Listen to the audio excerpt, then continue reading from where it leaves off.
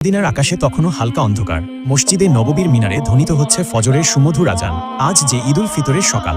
হযরত আনাস রাদিয়াল্লাহু তাআলা আনহু মনে মনে বললেন, চলুন দেখে আসি আমাদের রাসূল সাল্লাল্লাহু আলাইহি ওয়াসাল্লাম আজ কি করছেন। তিনি ধীরে ধীরে নবীজির ঘরের দিকে এগিয়ে গেলেন। ঘরের দরজা তখন হালকা খোলা। সেখানে দেখা গেল রাসূলুল্লাহ সাল্লাল্লাহু আলাইহি ওয়াসাল্লাম ওযু শেষ করেছেন। তারপর তিনি সুন্দরভাবে গোসল করলেন। আনাস রাদিয়াল্লাহু তাআলা আনহু হাসি মুখে বললেন, ইয়া রাসূলুল্লাহ, আজ তো ঈদের দিন, আপনি কি কাপড় পরবেন? রাসূলুল্লাহ সাল্লাল্লাহু আলাইহি ওয়াসাল্লাম হালকা হাসলেন, বললেন, আনাস, আমরা সবচেয়ে ভালো জামা পরব আজ। আল্লাহ পছন্দ করেন তার বান্দারা যখন তার দেওয়া নিয়ামত প্রকাশ করে। তিনি আলমারি খুলে তার পরিষ্কার সাদা কাপড় বের করলেন। দামি না হলেও কাপড়গুলো ছিল খুবই পরিপাটি। মাথায় পাগড়ি বাঁধলেন। এরপর আনাস রাদিয়াল্লাহু তাআলা আনহু দেখলেন নবীজি এক বোতল সুগন্ধি আতর হাতে নিয়েছেন। তারপর তিনি খেজুর খেতে বসলেন। আনাস রাদিয়াল্লাহু তাআলা আনহু খেয়াল করলেন তিনি 3টি খেজুর খেলেন। আনাস রাদিয়াল্লাহু তাআলা আনহু বললেন, আপনি 3টি খেজুর খেলেন কেন ইয়া রাসূলুল্লাহ? নবীজি বললেন, হ্যাঁ আনাস, ঈদুল ফিতরের দিনে ঈদগাহে যাওয়ার আগে কিছু খাওয়া ভালো, আর আমি বিজোড় সংখ্যা পছন্দ করি। এরপর রাসূলুল্লাহ সাল্লাল্লাহু আলাইহি ওয়াসাল্লাম তার সাহাবীদের নিয়ে রওনা হলেন ঈদগাহের দিকে। অন্যদিকে ঈদের সেই ভোর হঠাৎ কিছু ছেলে মেয়ে খেলতে খেলতে চলে আসে হযরত হাসান রাদিয়াল্লাহু তাআলা আনহু আর হুসাইন রাদিয়াল্লাহু তাআলা আনহু এর বাড়ির সামনে। তারা বিস্ময় নিয়ে দেখতে থাকে তাদের পরনে এখনো সেই পুরনো জামা। তারা কোমল কণ্ঠে বলল, আরে হাসান, হুসাইন, আজ তো ঈদ, আমরা সবাই দেখো নতুন জামা কাপড় পরে এসেছি। তোমরা তো দেখছি আগের সেই পুরনো জামা পরে আছো। তোমাদের কি নতুন জামা দেওয়া হয়নি? তোমাদের মা কি তোমাদের জন্য নতুন জামা আনেননি? এই কথাগুলো শুনে মুহূর্তেই তাদের চোখে জল এসে গেল। কিন্তু তারা কিছু না বলে এক দৌড়ে ঘরের ভেতর চলে গেল। ছুটতে ছুটতে মায়ের ঘরে গিয়ে ডাকতে লাগলো, আম্মা, আম্মা। সবাই বাইরে দাঁড়িয়ে। আমাদের বন্ধুরা, তারা সবাই ঈদের জামা পরে ঈদের নামাজে যাচ্ছে, আমরাও যাব। আমাদের নতুন জামা কোথায় আম্মা? এখনই আমাদের জামা দাও, আমরা নতুন জামা পরে ঈদের নামাজে যাব। হযরত ফাতেমা রাদিয়াল্লাহু আনহা দুই ছেলের এমন আকুল মিনতি শুনে স্তব্ধ হয়ে গেলেন। তার প্রাণের টুকরো দুই দুলাল তার দিকে আশায় ভরা চোখে তাকিয়ে আছে। তিনি জানতেন তাদের জন্য কোনো নতুন জামা নেই। ঘরে যা ছিল সবই তো শেষ। দুনিয়ার রোজগার যা ছিল তাও হযরত আলী রাদিয়াল্লাহু তাআলা আনহু আগেই গরিব দুঃখীদের মাঝে বিলিয়ে দিয়েছেন। অতঃপর তিনি নিজেকে সামলে নিয়ে কোমল কণ্ঠে বললেন, আমার সোনামণিরা, তোমরা তো এখনো গোসল করনি। আগে তোমরা দুজনে ভালো করে গোসল করে এসো। তোমাদের নতুন জামা তো দর্জির দোকানে রয়েছে। সে তৈরির কাজ শেষ করলেই আমি তোমাদেরকে পরিয়ে দিব। তারপরে তোমাদেরকে সুগন্ধি মেখে দিব।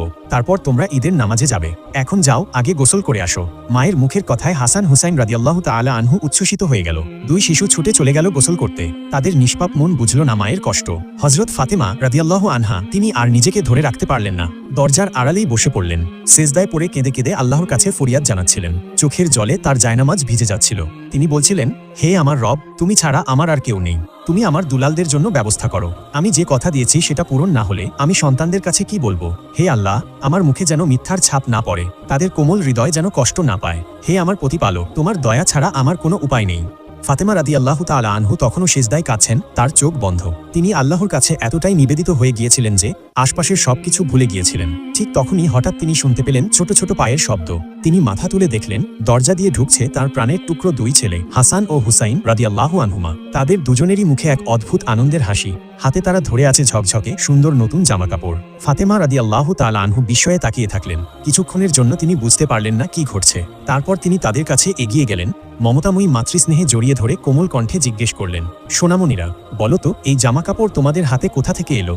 দুই ভাই হাসতে হাসতে মায়ের মুখের দিকে তাকিয়ে বলল, আম্মা, আমরা গোসল শেষ করে যখন ঘর থেকে বের হচ্ছিলাম তখন হঠাৎ করে একজন মানুষ আমাদের সামনে এসে দাঁড়ালেন। তিনি বললেন, হাসান, হুসাইন, একটুখানি দাঁড়াও। আমরা দাঁড়িয়ে গেলাম। তিনি বললেন, আমি দর্জির দোকান থেকে এসেছি। তোমাদের নতুন জামাকাপড় তৈরি হয়ে গেছে। এই নাও তোমাদের জামাকাপড়। তিনি আমাদের হাতে এগুলো দিয়ে দিলেন। তারপর আর তাকালাম না, দৌড়ে তোমার কাছে চলে এলাম আম্মা।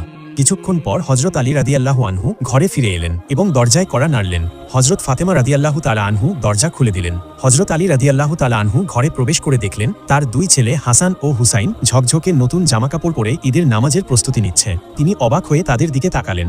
অবিশ্বাস্য বিস্ময়ে বললেন, হাসান, হুসাইন, এত সুন্দর জামাকাপড় কোথা থেকে পেলে তোমরা এই জামা? আমি তো কিছু কিনিনি। এসব জামা কি তোমাদের মা কিনে দিয়েছে? এরপর তিনি ফাতেমা রাদিয়াল্লাহু তাআলা আনহু এর দিকে তাকালেন। প্রশ্নবোধক চোখে জিজ্ঞেস করলেন, ফাতেমা, তুমি কিভাবে এসবের ব্যবস্থা করলে? আমাদের ঘরে তো কিছুই নেই। জামাকাপড় কেনার মতো অর্থও ছিল না। তখন ফাতেমা রাদিয়াল্লাহু তাআলা আনহু তার মাথা নিচু করে সবকিছু খুলে বললেন। তিনি জানালেন কিভাবে সন্তানরা জামাকাপড় চাইল, কিভাবে তিনি মিথ্যা সান্ত্বনা দিলেন, কিভাবে তিনি জায়নামাজে বসে আল্লাহর দরবারে কেঁদে কেঁদে দোয়া করলেন, এবং কিভাবে হাসান ও হুসাইন ফিরে এসে এই জামাকাপড়ের কথা জানালো। সব শুনে হযরত আলী রাদিয়াল্লাহু তাআলা আনহু এর চোখ ছলছল করে উঠল। তিনি তখন বললেন, ফাতেমা, বুঝতে পারছো না? এ কোনো সাধারণ ঘটনা নয়। যত সম্ভব এটি আল্লাহর কুদরত। নিশ্চয়ই সেই লোকটি ছিল আল্লাহর পক্ষ থেকে পাঠানো কোনো ফেরেশতা। তিনি তোমার দোয়া কবুল করেছেন। আকাশ থেকে বেহেশতের জামা এনে দিয়েছেন তোমার দুলালদের জন্য। এরপর হযরত আলী রাদিয়াল্লাহু তাআলা আনহু হাসান হোসেনকে নিয়ে ঈদের নামাজ আদায়ের জন্য ঈদগাহের দিকে যেতে লাগলেন। অন্যদিকে নবীজি ঈদগাহে পৌঁছে ঈদের নামাজ পড়ালেন। নামাজ পড়ানোর পর তিনি উঠে দাঁড়ালেন মিম্বরে। রাসূলুল্লাহ সাল্লাল্লাহু আলাইহি ওয়াসাল্লাম বললেন, হে মদিনার মানুষ, তোমরা তাকওয়া অবলম্বন করো, আল্লাহকে ভয় করো। আজকের দিনটা শুধু আনন্দের নয়, দায়িত্বেরও। তিনি থেমে গিয়ে চারিদিকে তাকালেন। সবাই মনোযোগী। তারপর বললেন, জাকাতুল ফিতর দাও, এটা গরিবদের খাবারের ব্যবস্থা, যাতে তারা ঈদের দিনে ক্ষুধার্ত না থাকে। আল্লাহর কসম, যার ঘরে সামর্থ্য আছে অথচ সে দেয় না, সে আমার উম্মতের মানুষ নয়। অতঃপর নামাজ শেষে সবাই মিলে নবীজিকে ঘিরে ধরল। কেউ সালাম করল, কেউ কোলাকুলি। রাসূলুল্লাহ সাল্লাল্লাহু আলাইহি ওয়াসাল্লাম সবার সঙ্গে হাসি মুখে কথা বললেন। একজন সাহাবা জিজ্ঞেস করলেন, ইয়া রাসূলুল্লাহ, আজ আপনি যে রাস্তা ধরে আসলেন, ফিরবেন কি একই পথে? নবীজি মাথা নাড়লেন, না, আমি তা করব না। আমি অন্য রাস্তা দিয়ে ফিরব, যাতে আরও বেশি মানুষের সাথে সাক্ষাৎ হয়, আর রাস্তা দুটিও সাক্ষী হয় আমাদের ঈদের নামাজের। ঈদের সেই দিন মদিনায় অন্যরকম আনন্দ। রাসূলুল্লাহ সাল্লাল্লাহু আলাইহি ওয়াসাল্লামের নির্দেশে সবাই একে অন্যের খোঁজ নিচ্ছেন, একে অপরকে সালাম দিচ্ছেন, কোলাকুলি করছেন। কিন্তু এমন আনন্দঘন পরিবেশে একজনের চোখে অশ্রু। তিনি আর কেউ নন, ইসলামের দ্বিতীয় খলিফা, আল্লাহর ভয় আশঙ্কায় কাঁপা এক মনীষী হযরত ওমর ইবনুল খাত্তাব রাদিয়াল্লাহু আনহু। তিনি এক কোণে বসে আছেন, তার মুখটা শান্ত, কিন্তু চোখে টলটল অশ্রু। এমনকি সেই অশ্রু গড়িয়ে দাঁড়িতে পড়ে যাচ্ছে। কেউ কেউ দেখলেন তিনি নিজের হাত দুটো তুলে দোয়া করছেন, তার ঠোঁট কাঁপছে, যেন কিছু বলছেন কিন্তু ধরা যাচ্ছে না। কিছু সাহাবী এগিয়ে গেলেন। তারা বললেন, ইয়া আমিরুল মুমিনিন, আপনি কাঁদছেন এই ঈদের আনন্দের দিনে? এই দিন তো খুশির দিন, আমরা তো আনন্দ করছি, আল্লাহর শুকরিয়া আদায় করছি, আর আপনি একা একা কান্না করছেন। হযরত ওমর রাদিয়াল্লাহু তাআলা আনহু ধীরে ধীরে চোখ মুছলেন। তারপর গভীর দৃষ্টিতে সাহাবীদের দিকে তাকিয়ে বললেন, হ্যাঁ, এই দিন আনন্দের।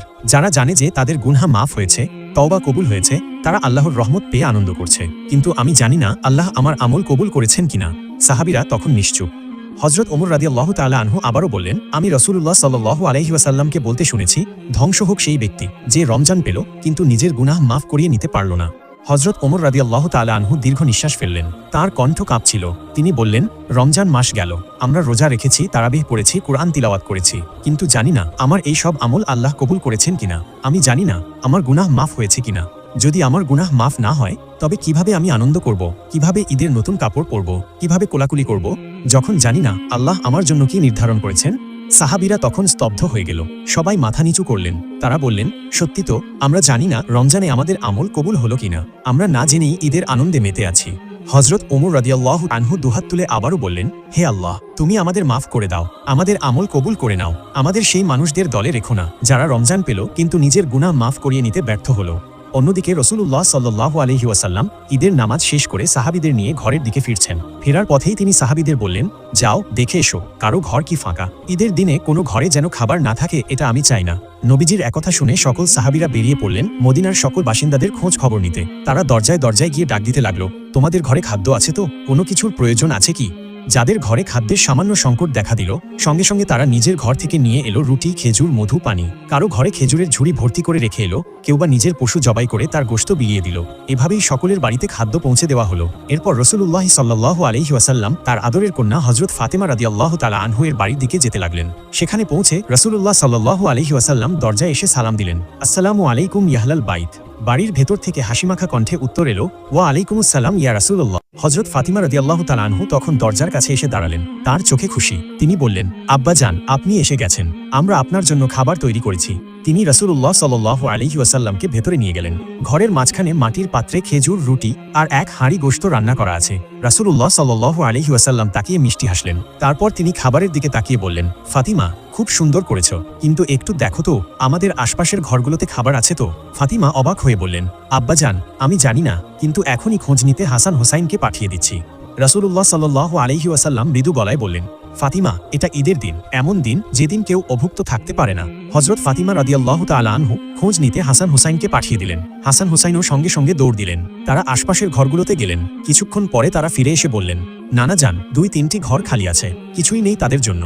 রাসূলুল্লাহ সাল্লাল্লাহু আলাইহি ওয়াসাল্লাম বললেন, তবে দেরি করো না, এই খাবারটা আগে তাদের পাঠিয়ে দাও, এরপর আমরা খাবো। একথা শুনে হযরত হাসান ও হুসাইন রাদিয়াল্লাহু তাআলা আনহু তাদের বাড়িতে খাদ্য পৌঁছে দিয়ে আসলেন। তারপর একসাথে বসে আনন্দের সাথে সকলে খাদ্য উপভোগ করলেন।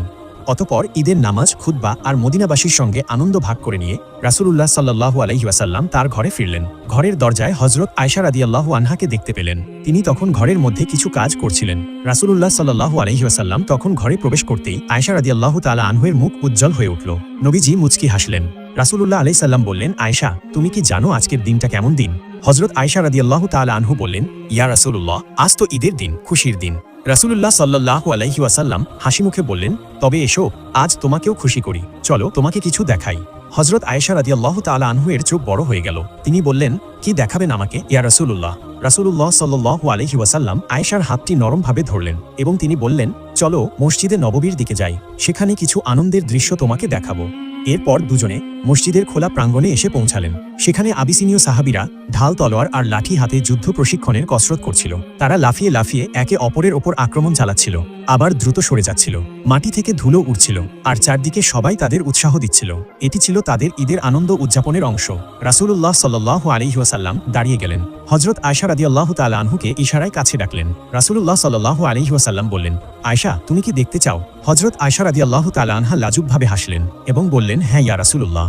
এরপর রাসূলুল্লাহ সাল্লাল্লাহু আলাইহি ওয়াসাল্লাম নিজের অবস্থান এমনভাবে করলেন যাতে আয়েশা রাদিয়াল্লাহু তাআলা আনহু নিরাপদে দাঁড়িয়ে দেখতে পারেন। হযরত আয়েশা রাদিয়াল্লাহু তাআলা আনহু নবীজির পেছনে দাঁড়িয়ে তার কাঁধের ওপর মাথা রাখলেন। তাদের গাল পাশাপাশি লেগে গেল।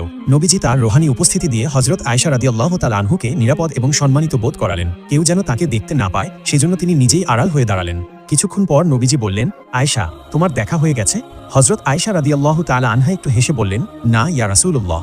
হযরত আয়েশা রাদিয়াল্লাহু তাআলা আনহা পরে এই ঘটনা স্মরণ করে বলেন, আমার আসলে দেখার খুব একটা ইচ্ছা ছিল না, কিন্তু আমি দেখতে চেয়েছিলাম নবীজি আমার জন্য কতক্ষণ দাঁড়িয়ে থাকেন। আমি বুঝতে চেয়েছিলাম তার কাছে আমার কি মূল্য।